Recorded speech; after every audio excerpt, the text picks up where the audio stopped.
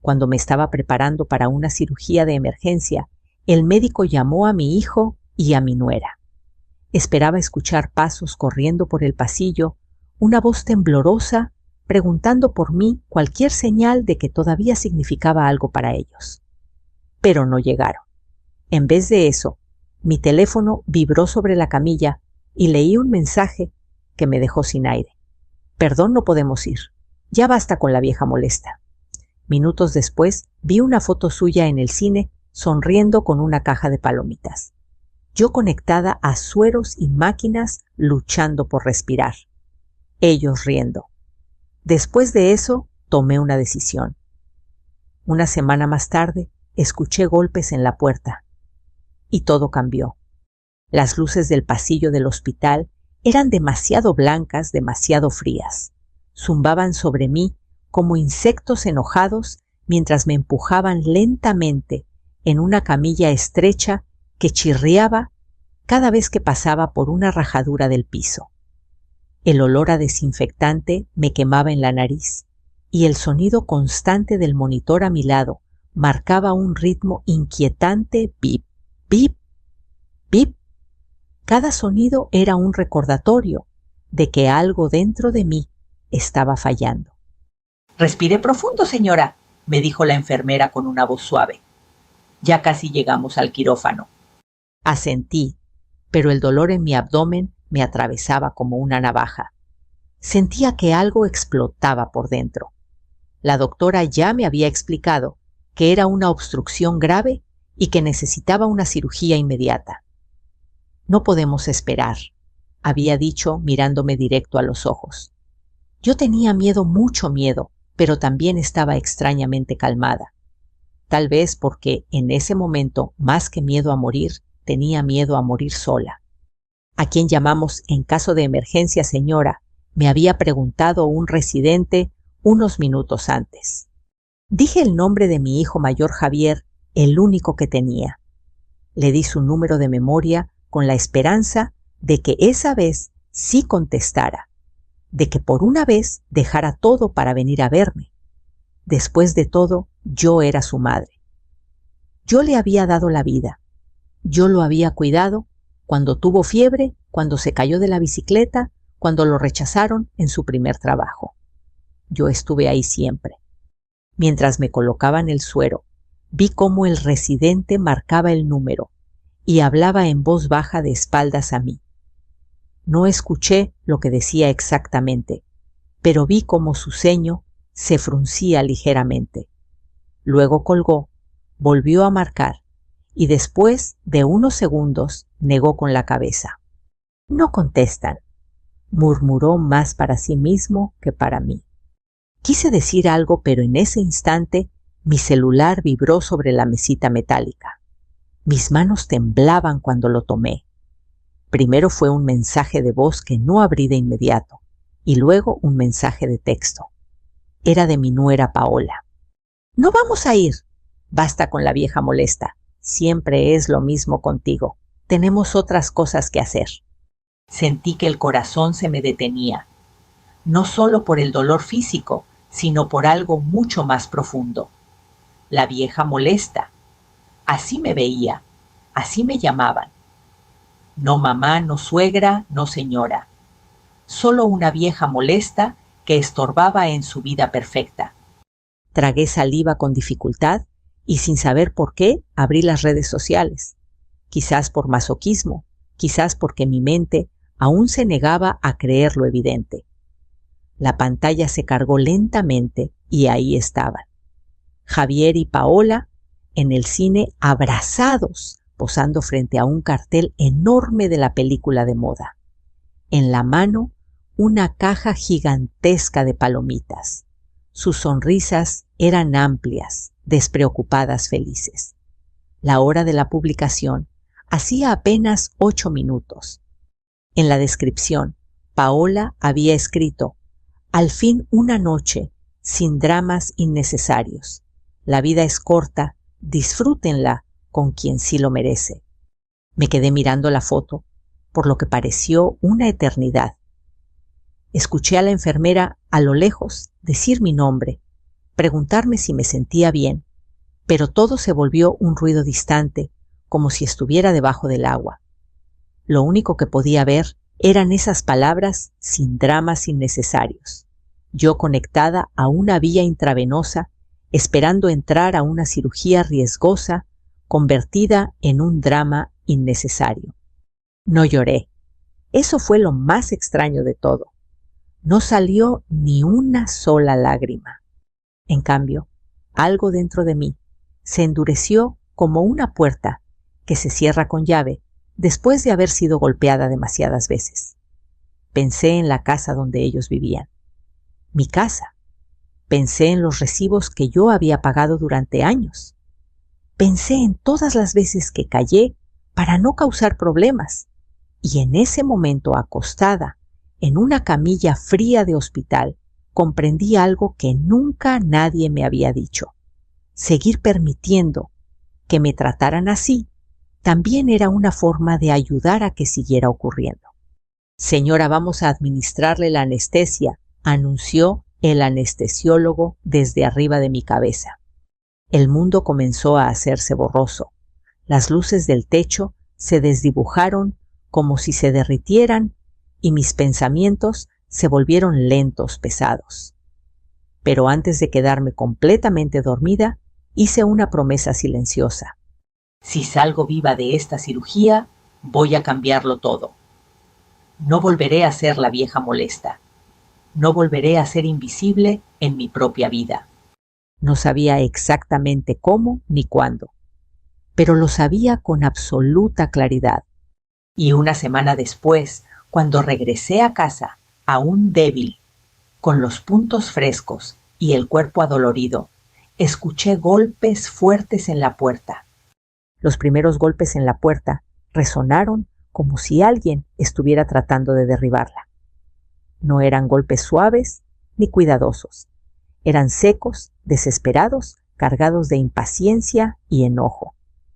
Yo estaba sentada en el sillón de la sala, envuelta en una cobija delgada, con una taza de manzanilla entre las manos. Mi cuerpo todavía dolía por la cirugía, y cada movimiento me recordaba que había estado a punto de no regresar jamás a ese lugar. ¡Mamá! ¡Abre la puerta! Escuché la voz de Javier del otro lado, más fuerte, más áspera de lo que recordaba. No me moví de inmediato. Miré a mi alrededor, a esa sala que durante más de 30 años había sido el corazón de mi hogar. El sillón café donde mi esposo y yo veíamos las noticias cada noche. La mesa de madera que él mismo había reparado tantas veces. La fotografía enmarcada de nuestra boda ligeramente inclinada sobre la pared. Todo eso seguía allí. Pero ya no se sentía como antes. Antes de que ellos llegaran a vivir aquí, esta casa tenía silencio, sí, pero era un silencio tranquilo. Un silencio de paz, no de miedo. Los golpes se hicieron más fuertes. «Sabemos que estás ahí», agregó Paola, con un tono agudo y cargado de impaciencia. Cerré los ojos por un momento y dejé que los recuerdos comenzaran a fluir como una vieja película que se reproduce nuevamente desde el principio. 3 años atrás, yo no era la mujer que ahora miraba esa puerta con la calma fría de quien ya no espera nada. 3 años atrás, era una viuda reciente, frágil, perdida. Habían pasado apenas unos meses desde que mi esposo Ernesto murió de un infarto fulminante mientras dormía. 38 años de matrimonio evaporados en una sola noche. Desperté junto a su cuerpo frío y el mundo se me vino abajo. Después del funeral, la casa se volvió tan grande que parecía tragarse mis pasos. Cada rincón tenía su voz, su risa, su olor. Yo caminaba de la cocina al cuarto y sentía que me observaban los recuerdos. La mesa con un solo plato, la cama con un solo cuerpo. El silencio que antes era tranquilo se volvió una tortura. Y fue justo en ese vacío cuando Javier volvió a entrar de lleno en mi vida. Mamá, no puedes estar sola aquí todo el tiempo, me dijo una tarde sentado frente a mí con una expresión que parecía preocupación. Esta casa es demasiado grande para una sola persona. Paola estaba a su lado, asintiendo lentamente, con esa sonrisa ensayada que siempre mostraba frente a los demás. Es por tu bien, suegra, agregó. Nosotros podríamos mudarnos aquí contigo. Así no estarás sola y nosotros ahorramos un poco en renta. En ese momento sonó como una bendición. Yo veía en ellos una solución a mi soledad.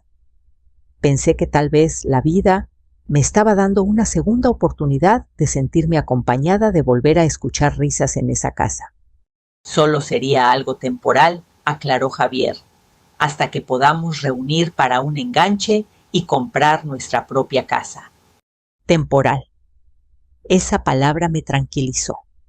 Creí que serían unos meses, quizás un año. Me aferré a esa idea porque me daba la ilusión de control. Recuerdo perfectamente el día en que llegaron con sus maletas. 2 grandes bolsas negras llenas de ropa, una pequeña caja con libros, su televisor y un montón de bolsas de supermercado con cosas que, según ellos, habían comprado para compartir. Yo me esforcé por hacer una comida especial, frijoles recién hechos, arroz tortilla caliente y un pollo que había estado ahorrando para una ocasión importante. Esa era la ocasión. Pensé mi nueva vida como familia otra vez. Gracias, mamá, me dijo Javier ese día abrazándome. No sabes cuánto significa esto para nosotros. Y yo le creí. Durante las primeras semanas todo parecía funcionar. Paola limpiaba de vez en cuando. Javier me ayudaba a cargar las bolsas del mercado. Veíamos televisión juntos por las noches. Incluso llegamos a reírnos como en los viejos tiempos. Pero poco a poco algo empezó a cambiar.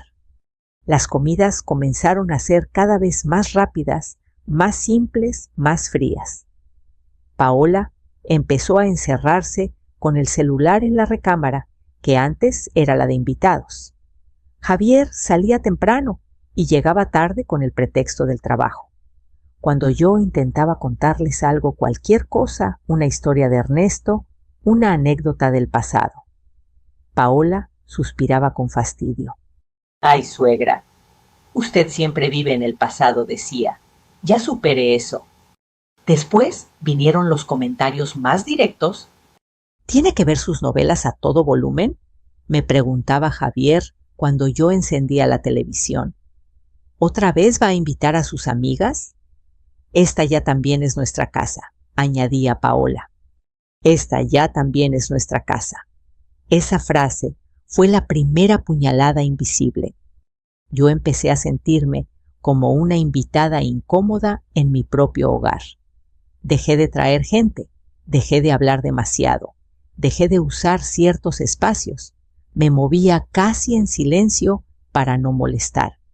Aunque la casa estaba llena de ellos, yo me sentía más sola que nunca. En cuanto al dinero, yo seguía pagando todo: luz, agua, gas, el predial. Cuando mencioné algo sobre cooperar, Paola hizo un gesto incómodo. Es que ahorita estamos un poco apretados, dijo. Pero usted tiene su pensión, ¿no? Y además, esta casa ya es suya de por vida. Esas palabras deberían haberme despertado.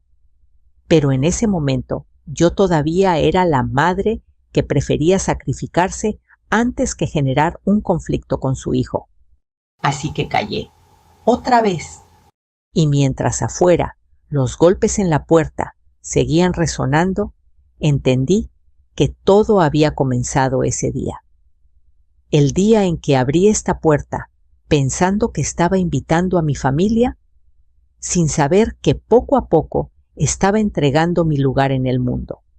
Los golpes en la puerta seguían, pero ya no los escuchaba con miedo.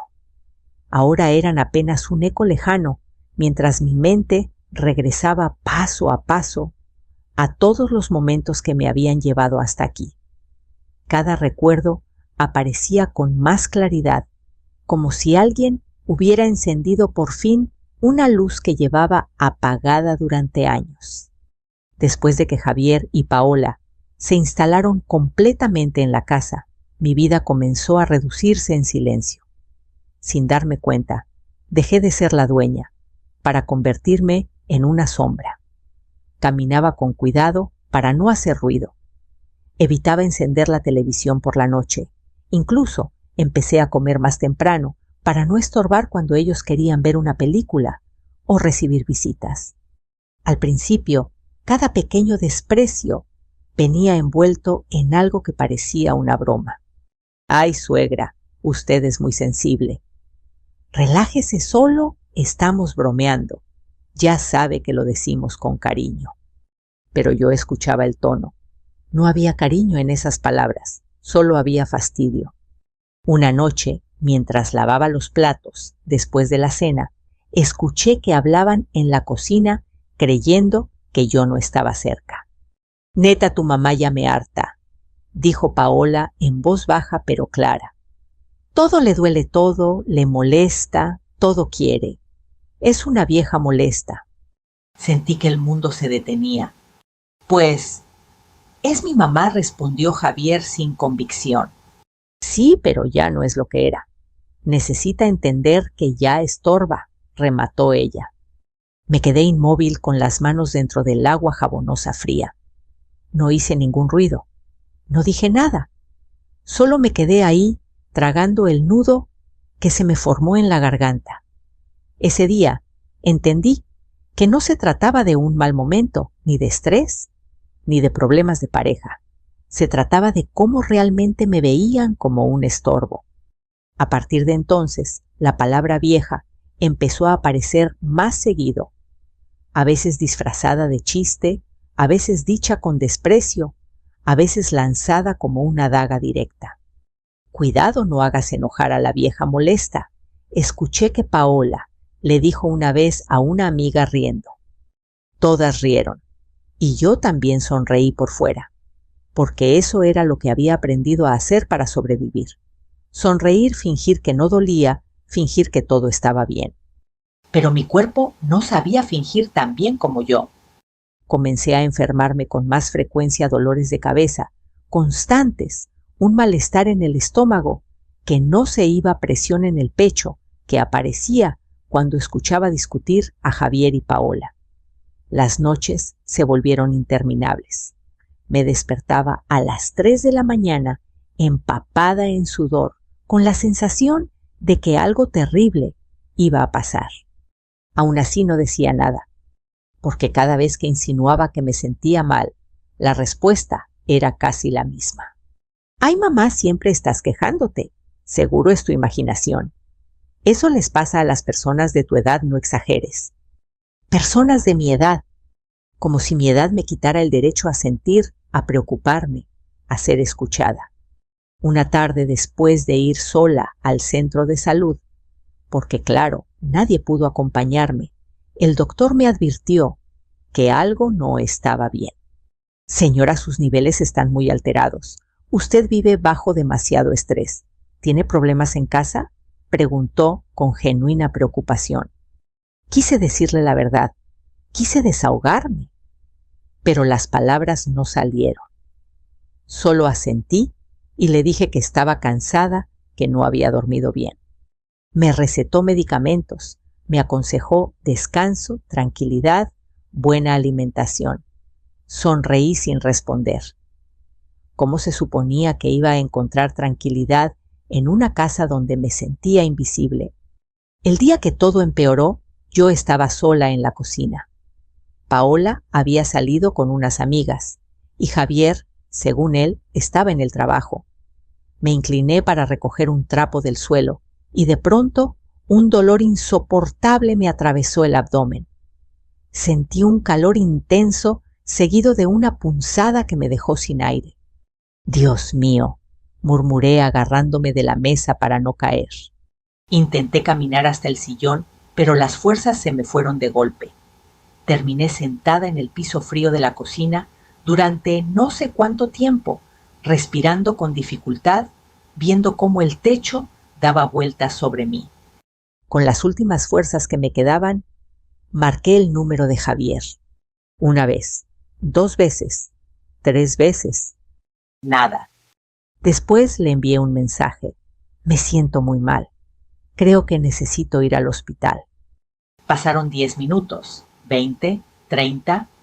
Finalmente respondió: ahorita no puedo, mamá. Estoy en algo importante. Si te sientes tan mal, llama a una ambulancia. Eso fue todo. Ni una palabra de ánimo, ni un ¿estás bien?, ni un voy para allá.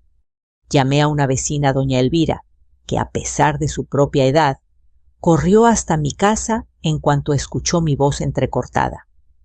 Ella fue quien me llevó al hospital en su coche viejo, repitiendo todo el camino: no te preocupes, hija, aquí estoy yo, todo va a estar bien. Mientras yo apretaba los dientes para no gritar de dolor, algo comenzó a cambiar dentro de mí. Ya no era solo tristeza o decepción. Era una llama pequeña, tímida, pero nueva, una sensación de que aquello que me estaba ocurriendo no era justo. Y no solo no era justo, tampoco tenía que seguir aceptándolo. Al llegar al hospital, los médicos corrieron de inmediato. Las palabras urgencia, riesgo, cirugía inmediata pasaron frente a mí como letras borrosas. Y aún así, en medio del dolor, lo único que yo pensaba era: ¿vendrá Javier ahora? ¿Vendrá por fin? La respuesta, como ya sé que sabes, fue no. Y fue en ese momento cuando me llamaron la vieja molesta y se fueron al cine que la última duda dentro de mí murió lentamente. No iban a cambiar, no iban a sentir culpa, no iban a cuidarme. Así que muy en el fondo, entre tubos agujas y luces blancas, tomé la decisión de que alguien sí iba a empezar a hacerlo. Yo misma. Los golpes en la puerta seguían ahí insistentes, como si pudieran romper la madera a punta de desesperación. Yo, en cambio, permanecí inmóvil unos segundos más, respirando lento, dejándome envolver por la calma extraña que me había acompañado desde que desperté de la cirugía. Esa calma no era felicidad, era algo más firme, más lúcido. Era la claridad que llega cuando después de mucho dolor, por fin entiendes la verdad. Una semana antes, cuando salí del hospital, mi cuerpo estaba débil, pero mi mente estaba más despierta que nunca. Recuerdo perfectamente la primera mañana de regreso a casa. Doña Elvira me ayudó a cruzar la puerta, cargó mis cosas y me llevó hasta el sillón de la sala. Si necesita algo solo, grite, me dijo con ternura. Yo estaré pendiente. Le agradecí con una sonrisa, y cuando se fue, el silencio volvió a instalarse en la casa, pero ya no tenía el mismo peso de antes. Esta vez no me hacía sentir pequeña. Esta vez me hacía sentir alerta. Me quedé ahí, mirando lentamente cada rincón. No había rastro de preocupación por parte de Javier ni de Paola. No había flores, ni una nota, ni un vaso de agua preparado en la mesa.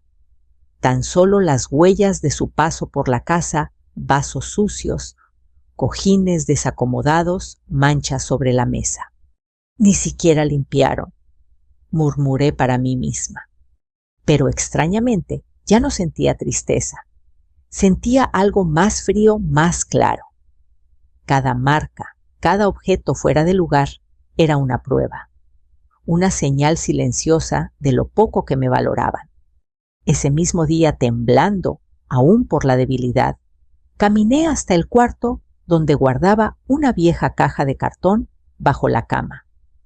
Dentro había documentos que casi nunca tocaba, la escritura de la casa, algunos estados de cuenta, papeles del seguro de Ernesto, mi acta de matrimonio, copias de mi credencial. Era como abrir un cofre de otra vida. Toqué la escritura de la casa como si fuera un objeto sagrado. Ahí estaba mi nombre, con tinta clara y firme: Rosario Martínez. solo el mío. No el de Javier, no el de Paola. La casa legalmente seguía siendo mía. Y en ese instante comprendí algo esencial. Ellos vivían allí porque yo lo había permitido. No porque tuvieran derecho. Yo había cedido por amor, por soledad, por miedo a enfrentar una nueva realidad, pero no porque la ley me obligara. Ese descubrimiento me atravesó como una corriente eléctrica. Esa tarde llamé a otra vecina, una mujer seria, pero de mirada amable, que solía ayudar a las señoras del barrio con trámites legales. Su nombre era Teresa y trabajaba en una notaría del centro. «Necesito asesoría», le dije con voz temblorosa. «Es algo delicado». Teresa no hizo preguntas por teléfono. Simplemente me pidió que acudiera al día siguiente, que llevara todos mis documentos. Y así lo hice, caminando despacio, con pasos cortos, pero con una determinación que no había sentido en años. En la notaría me explicaron cosas que jamás nadie me había dicho con claridad. Que yo tenía derecho a decidir sobre mis bienes. Que nadie podía obligarme a dejar mi casa. Que podía cambiar mi testamento en cualquier momento, siempre que estuviera en mis facultades mentales. «¿Usted entiende perfectamente lo que está haciendo?», me preguntó el notario mirándome fijamente. Más que nunca respondí sin dudar. Entonces comenzamos el proceso. Cambiar el testamento, quitar el nombre de mi hijo como heredero principal, designar a otras personas, incluir una cláusula especial para que la casa no pudiera ser vendida sin mi consentimiento mientras yo estuviera viva. Cada firma que puse en esos papeles fue una pequeña victoria, no contra ellos, sino contra el miedo que me había acompañado durante tanto tiempo. Pero todavía faltaba algo más. Llamé al banco. Solicité un nuevo estado de cuenta. Pedí cambiar contraseñas, revisar movimientos recientes. Descubrí cosas que me estremecieron. Gastos que no reconocía, retiros que yo jamás había hecho, pagos automáticos que nunca autoricé. Habían usado mi confianza como una chequera abierta. Con cada nueva información, mi decisión se hacía más sólida. Ya no solo se trataba de recuperar mi dignidad, ahora también necesitaba protegerme. Esa noche me senté frente al espejo del baño. Vi mis ojeras, mis canas, mi piel marcada por los años. Pero también vi algo nuevo en mis ojos. Ya no eran los de una mujer derrotada. Nunca más, me dije, nunca más voy a permitir que me llamen la vieja molesta. En los días que siguieron, me moví en silencio. No confronté a Javier. No discutí con Paola. Sonreí cuando regresaban tarde. Seguía actuando como siempre, mientras por dentro ya había cambiado por completo. Hasta que todo estuvo listo. Los documentos firmados, las cuentas protegidas, mi abogado notificado y un plan claro sobre lo que ocurriría con la casa. Entonces, exactamente una semana después de haber regresado del hospital, después de ajustar cada pieza de ese nuevo camino sin que nadie lo sospechara, escuché de nuevo los golpes en la puerta. Esta vez no eran imaginarios. Eran reales, desesperados, furiosos. Y supe, sin ninguna duda, que Javier y Paola ya se habían dado cuenta de que algo había cambiado. Me levanté despacio del sillón, sentí un pequeño tirón en el abdomen, pero ya no me importó. Caminé hacia la puerta, apoyándome en la pared, y con una calma que jamás pensé que tendría frente a ellos, puse mi mano sobre la cerradura. Antes de abrir, susurré para mí misma: «Ahora sí van a saber lo que significa molestar a la mujer equivocada». Y giré la llave. Cuando abrí la puerta, el rostro de Javier fue lo primero que vi. Su expresión ya no era de superioridad ni de fastidio como tantas veces antes. Ahora tenía los ojos abiertos, de par en par, el ceño fruncido y la mandíbula tensa. Detrás de él estaba Paola, con los brazos cruzados, mirando hacia todos lados, como si temiera que los vecinos pudieran escuchar lo que estaba a punto de suceder. ¿Qué hiciste, mamá? Fue lo primero que dijo Javier. ¿Por qué el banco me llamó? ¿Por qué nos dijeron que ya no aparecemos registrados en la casa? Su voz no era suave, no era preocupada, sonaba como la de alguien a quien le acaban de quitar algo que creía suyo. Yo no me hice a un lado, no los invité a pasar. Me quedé firme en el marco de la puerta con una mano apoyada sobre la madera, mirándolos con la misma frialdad con la que ellos me habían observado tantas veces cuando yo era la vieja molesta. Primero bájale al tono. Javier, respondí con calma. Esta sigue siendo mi casa, y aquí nadie me grita.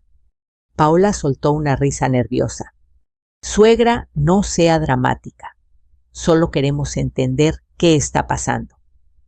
El notario nos llamó. El banco nos llamó. Y ahora resulta que usted está cambiando cosas sin decir nada. ¿Desde cuándo toma decisiones solas? La miré de arriba abajo. Por primera vez en años no vi en ella a la mujer de mi hijo.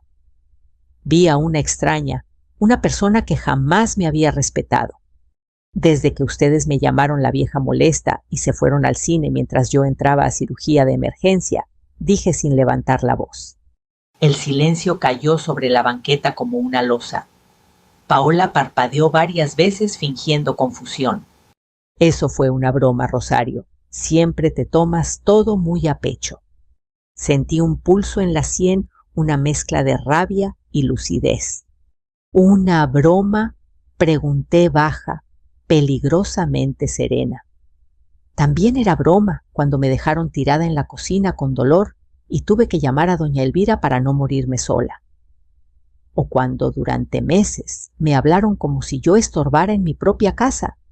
Javier abrió la boca, pero no salió ninguna palabra. No exageres, insistió él. Nosotros te hemos estado cuidando todo este tiempo. Si vivimos aquí, es para ayudarte. No pude evitar una sonrisa amarga. ¿Ayudarme? Repetí. Explícame entonces por qué estuve una semana hospitalizada sin que tú o tu esposa aparecieran ni una sola vez. Explícame por qué descubrí movimientos bancarios que yo no autoricé. Explícame por qué la comida falta y las cuentas llegan más caras cada mes. Paola apretó los labios nerviosa. Esos son malentendidos, suegra. Las cosas se mezclaron. Pero nada de esto justifica que nos dejes en la calle. Esa frase fue como una campanada. Dejarlos en la calle. Ni siquiera se planteaban que yo pudiera necesitar algo. Solo pensaban en ellos. No los estoy dejando en la calle, respondí con firmeza. Les voy a dar el mismo trato que ustedes me dieron. Tendrán tiempo para acomodarse, buscar un lugar, resolver su vida. Pero esta casa no les pertenece, nunca les perteneció.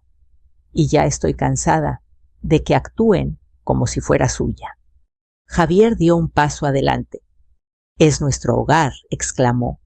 Hemos vivido aquí 3 años. No dije sin moverme. Es mi hogar, y ustedes fueron huéspedes a los que les permití quedarse por amor. Un amor que claramente no supieron honrar. Por un segundo vi en su rostro algo que no había visto en mucho tiempo, vergüenza. Pero Paola se adelantó de inmediato, como siempre lo hacía cuando algo no le convenía. Esto es una traición, Rosario espetó. Todo lo que hicimos, todos los sacrificios. Me reí. Era una risa seca, corta, que no tenía nada de alegría. Sacrificios. Dime uno, Paola. Uno solo en el que pensaran en mí antes que en ustedes. No respondió. Solo bajó la mirada, pero no porque sintiera culpa, sino porque estaba calculando qué decir después. Voy a ser muy clara. Continué apoyándome mejor en la pared para no cansarme. Tengo los papeles en regla. Hablé con un notario, hablé con un abogado, la casa está protegida legalmente, mi dinero también, y ustedes tienen 30 días para desalojar. 30 días, Javier levantó la voz. Eso es imposible. Entonces debiste pensar en eso, antes de llamarme molesta, repliqué. El silencio volvió a caer alrededor de nosotros. Podía escuchar a una vecina barriendo al otro lado de la calle, el ladrido de un perro lejano, el rumor de una televisión encendida en alguna casa. La vida seguía su curso normal mientras nuestro pequeño mundo se desmoronaba. Paola fue la que intentó cambiar de estrategia. Sus ojos se humedecieron de repente y su voz se volvió suave.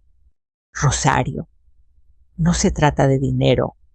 Somos familia, dijo extendiendo su mano hacia mí. La miré sin tomar su mano. La familia no deja sola a una mujer que está a punto de morir en una sala de hospital, le respondí. La familia no se burla. La familia no roba sentimientos ni dignidad. Se escuchó una puerta azotarse dentro de la casa. Seguramente alguno de sus pasos había despertado a alguien. Miré más allá de ellos a los alrededores. Nunca había sentido tanto control sobre mi propia vida como en ese momento. Ahora, por favor, concluí con voz tranquila. Váyanse. Ya hablaremos de los detalles legales con el abogado. Pero aquí, frente a esta puerta, no tengo nada más que decirles. Javier me miró por unos segundos interminables. Había en su rostro una mezcla de furia, dolor y desconcierto. Pero por primera vez en años, él no tenía poder sobre mí. Sin decir nada más, se dio la vuelta. Paola lo siguió, lanzándome una última mirada llena de resentimiento. Los observé caminar hasta la banqueta, subir al coche y arrancar sin despedirse. El ruido del motor alejándose me relaxó más de lo que cualquier medicina lo había hecho. Cerré la puerta lentamente.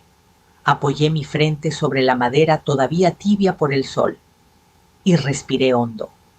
No estaba feliz, no estaba triste, pero tampoco tenía miedo. Solo había una sensación nueva, una sensación de libertad. Durante los días que siguieron la casa, se volvió extrañamente silenciosa. Javier y Paola apenas me dirigían la palabra cuando coincidíamos en algún pasillo o en la cocina. Se movían con prisa, con los ojos llenos de resentimiento, empacando cosas, hablando por teléfono en voz baja, murmurando mi nombre como si fuera una maldición. Yo, en cambio, sentía una calma casi irreal, como si por primera vez en años hubiera recuperado el aire que me pertenecía. Sin embargo, esa calma no impidió que comenzaran a circular los rumores. Una vecina, doña Marta, tocó a mi puerta una tarde con expresión preocupada. Rosario, ¿es verdad lo que anda diciendo tu hijo?, preguntó en voz baja. ¿Que te volviste loca? ¿Que andas cambiando papeles? ¿Que no sabes ni dónde estás parada? Sentí un ligero dolor en el pecho, pero no el de antes, no el del miedo. Este era más bien un recuerdo, una vieja herida que ya estaba empezando a cerrarse. No estoy loca, doña Marta, le respondí con suavidad. Lo único que hice fue dejar de permitir que me pisotearan. Ella me observó durante unos segundos con atención. Luego asintió lentamente. Te veo más clara que nunca, dijo finalmente, más viva que en muchos años. Y esa fue exactamente la palabra, viva. Aunque mi cuerpo aún sanaba de la cirugía por dentro, me sentía revivir. Pero Javier y Paola no se rendían tan fácilmente. Empezaron a hablar con familiares lejanos, con primos, con conocidos. Decían que yo estaba actuando por influencia de terceros, que alguien me había manipulado, que estaba confundida por la anestesia. Incluso llegaron a insinuar que debía ser evaluada por un psiquiatra. Durante muchos años, ese tipo de comentarios me habría destrozado.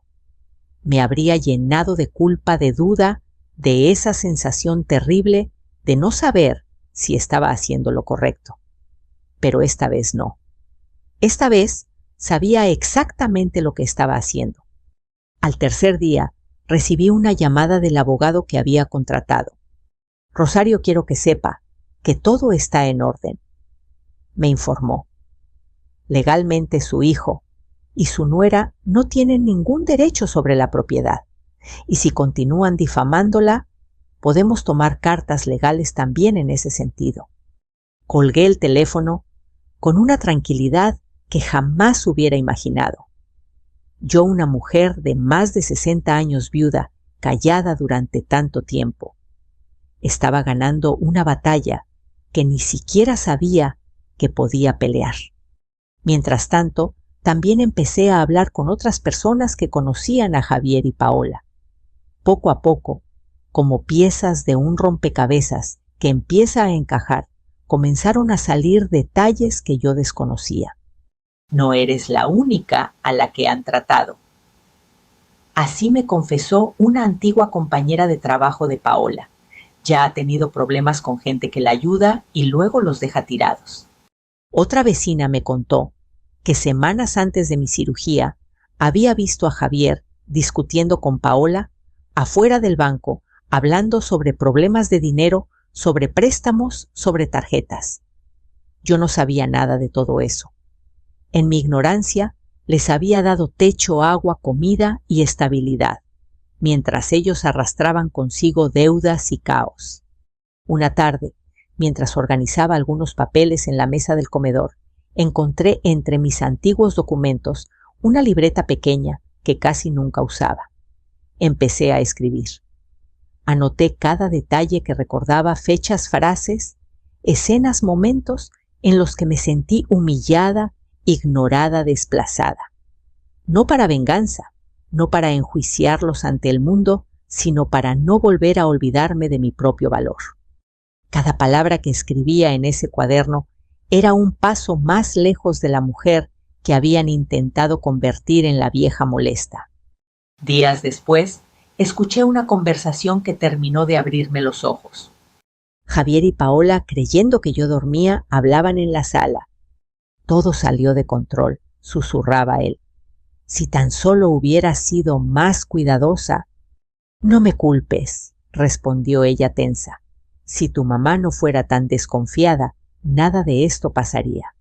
Ahora tenemos que buscar dónde irnos y nadie quiere rentarnos. En ese momento sentí algo inesperado. No alegría, no triunfo, sino una profunda claridad. Todo lo que estaba pasando era consecuencia directa de sus decisiones. Yo ya no era la causante de sus problemas. Ellos mismos habían sembrado ese destino. Pasaron los días y su actitud cambió otra vez. De la ira pasaron a la súplica. Mamá, me decía Javier en un tono que casi parecía sincero. Piénsalo bien, somos tu única familia. ¿De verdad quieres quedarte sola?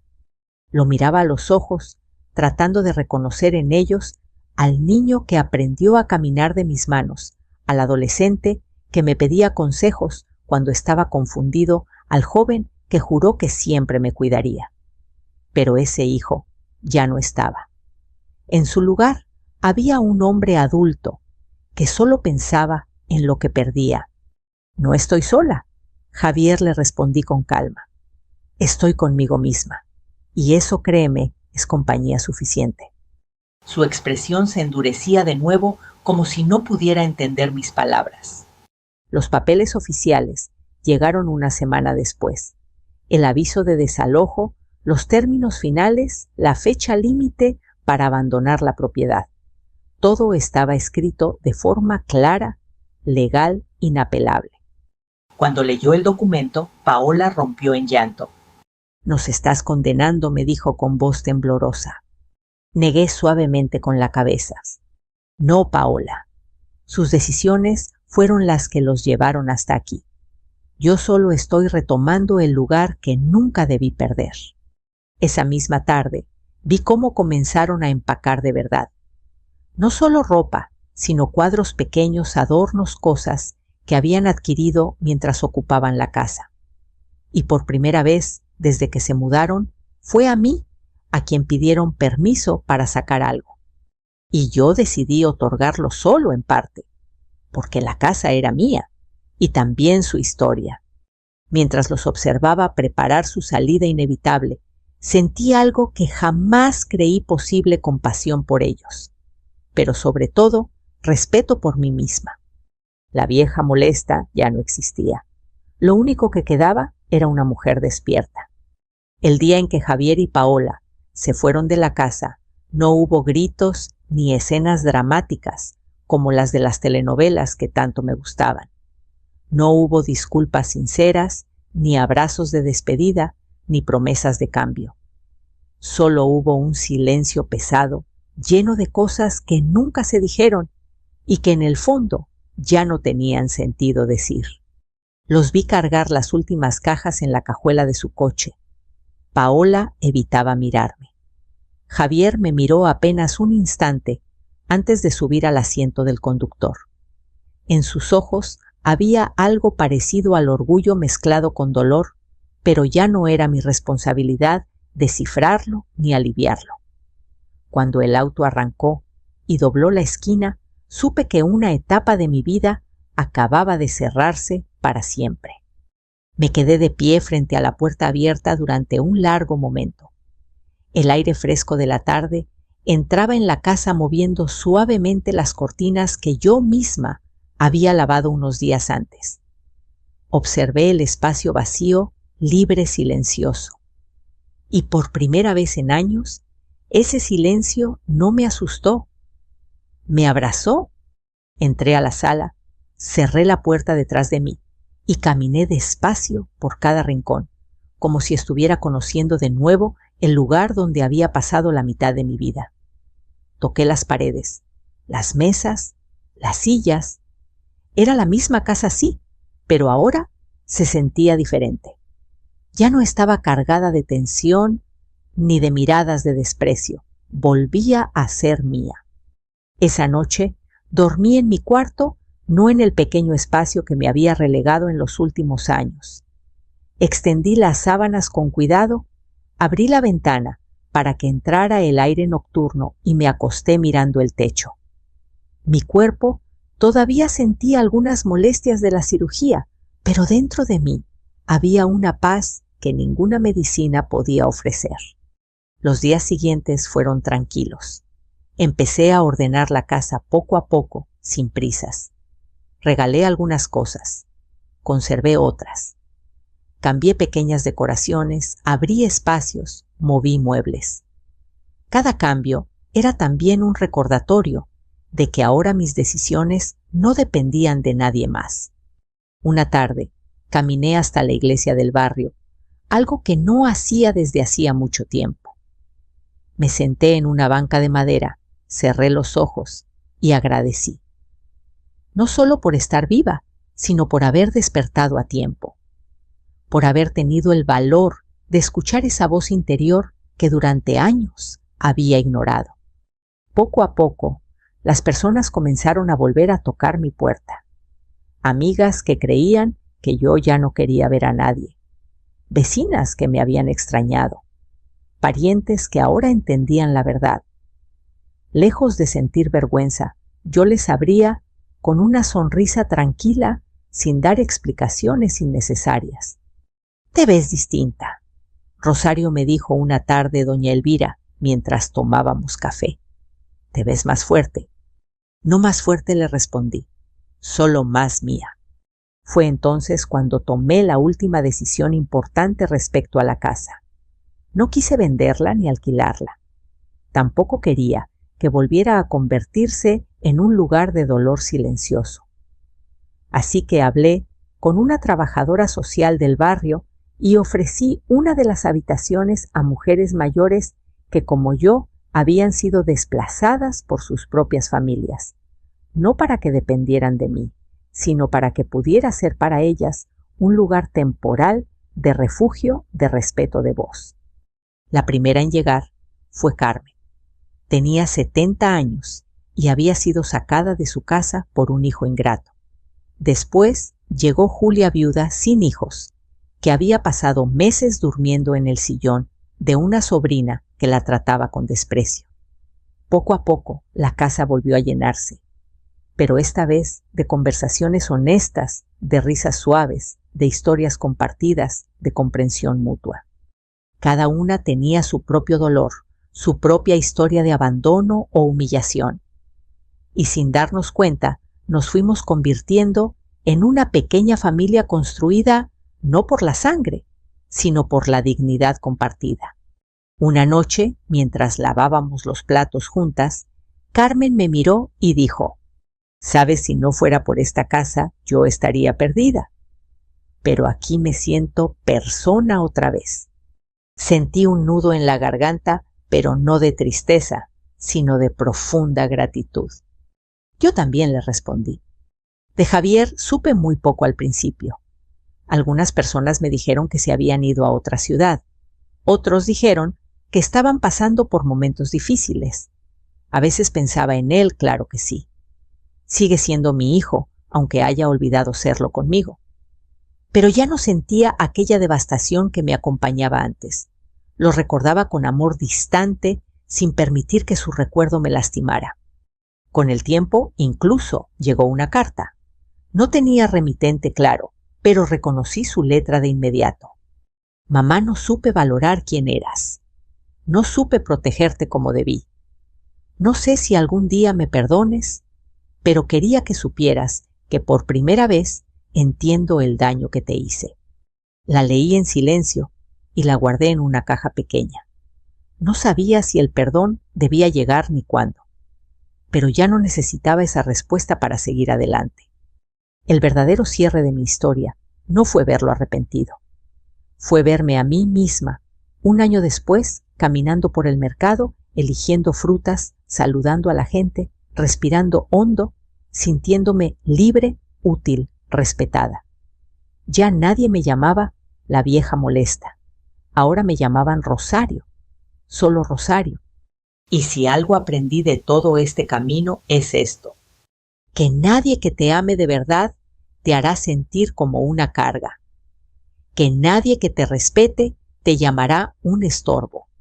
Y que sin importar la edad que tengas, siempre estás a tiempo de elegirte a ti misma. Si esta historia tocó tu corazón, si alguna vez alguien te hizo sentir invisible, molesto o sin valor, quiero leerte. Cuéntame en los comentarios desde qué lugar estás escuchando mi voz hoy y si hay algo que necesites soltar para volver a empezar. Tenemos muchas historias, más historias de dignidad, de fuerza, de segundas oportunidades. Suscríbete al canal para no perderte ninguna y acompáñame en este camino donde por fin aprendimos que nunca es tarde para volver a elegir la vida con respeto y amor propio. Gracias por escuchar mi historia.